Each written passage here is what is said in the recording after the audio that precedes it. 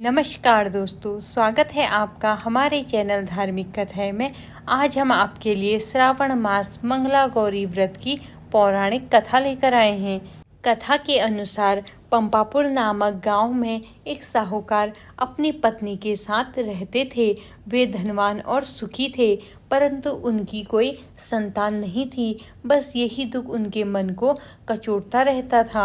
एक दिन साहूकार के घर एक साधु आया। उनका खूब आदर सत्कार किया और अपनी व्यथा सुनाई। उन्होंने मंगलवार को पार्वती जी की पूजा करने का व्रत रखने को कहा। श्रावण मास के पहले मंगलवार से सेठानी ने पार्वती जी की पूजन प्रारंभ कर दिया। उस दिन वह व्रत भी रखती। कई महीनों तक उसने व्रत एवं पूजन किया। उसके भक्ति भाव से माँ पार्वती जी प्रसन्न हुई।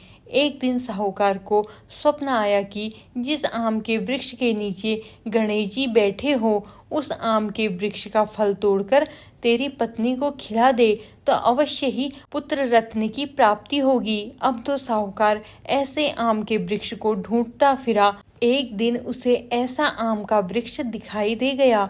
तब फल तोड़ने के लिए उसने पेड़ पर पत्थर मारे।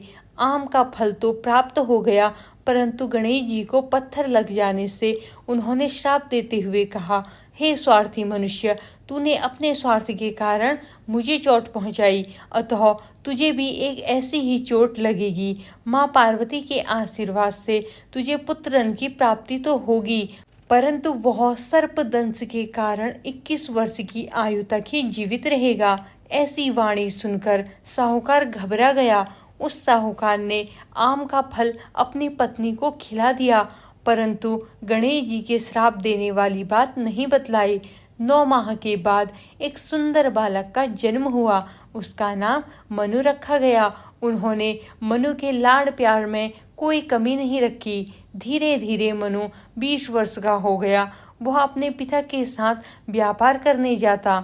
एक दिन व्यापार करके लौटते समय दोनों पिता पुत्र भोजन करने के निमित्त एक गांव के पास तालाब के किनारे पेड़ की छांव में बैठ गए और भोजन करने लगे।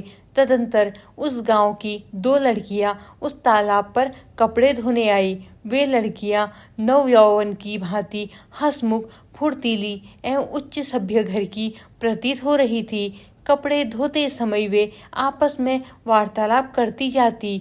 उनमें से कमला ने कहा, क्यों रे मंगला, तुझे याद है मैं कब से मंगलवार को मंगला गौरी का व्रत करती हूँ। अब तो अगले मंगलवार व्रत का उद्यापन भी करूँगी। इस व्रत के करने से मुझे मेरे मन लायक पति मिलेगा और सुख चैन से रहूंगी। ऐसा कहते हुए कमला ने आगे कहा, मंगला, तू भी अगले साल श्रावण मास से पहले मंगलवार से व्रत करना चालू कर देना, तो तुझे भी मनपसंद वर मिलेगा। इस व्रत को करने से पति की आयु भी बढ़ती है। तब तो मंगला भी व्रत करने को राजी हो गई। पेड़ के नीचे भोजन करते समय वे दोनों पिता पुत्र उन लड़कियों की बातचीत सुन रहे थे। उन लड़कियों के वार्तालाप से सेठ जी ने समझ लिया कि कमला नाम की लड़की अपने पुत्र के विवाह के लिए सर्वथा उपयुक्त है। सेठ जी ने अपने पुत्र की मनोभावना जानने के लिए पुत्र से कई तरह की बातें कही।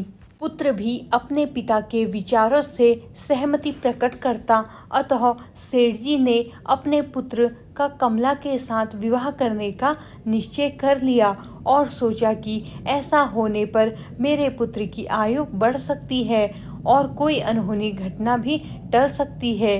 अब पिता पुत्र कमला के पीछे पीछे उसके घर गए।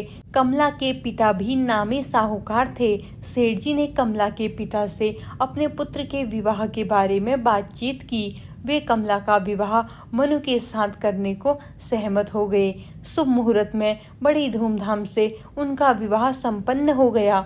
दोनों ने पति पत्नी के रूप में संसार चलाना शुरू किया तो घर में आनंद का वातावरण रहने लगा।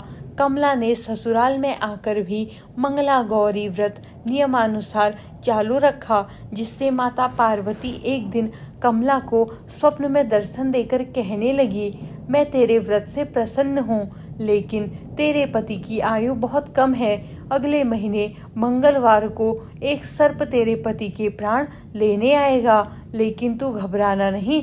सर्प के लिए एक प्याले में मीठा दूध रखना, उसके पास एक खाली मटकी रख देना। सांप दूध पीकर अपने अपने आप मटकी के अंदर बैठ जाएगा। तब तू जल्दी से उस मटकी का मुंह कपड़े से बांध देना और उसे जंगल में छोड़ आना। इससे तेरे पति के प्राण बच जाएंगे। अब मंगलवार का दिन आया। कमला ने किसी को कुछ नहीं बताया और माँ पार्वती से कहे अनुसार सारा कार्य कर दिया। माँ पार्वती की कृपा से कमला के पति के प्राण बच गए। इस प्रकार व्रत के प्रभाव से मनु दोषमुक्त हो गया। जब घर के लोगों को सारी घटना मालूम हुई तो सबने खुशी मनाई। अब तो चारों ओर कमला का गुणगान होने लगा। गांव की महिलाओं ने कमला से व्रत का विधि विधान पूछा और व्रत करने लगी। कमला ने भी अगले मंगलवार विधि विधान से मंगला गौरी व्रत का उद्यापन भव्य रूप से कराया। ब्राह्मणों को भोजन करा, यथेष्ट दक्षिणा देकर उनका आशीर्वाद लिया। धन्यवाद। उद्यापन विधि। मंगला गौरी व्रत 5 वर्ष करके उद्यापन करें। अपने सामर्थ्य के अनुसार महिलाओं को भोजन करा के सुहाग सामग्री दें। धन्यवाद दोस्तों।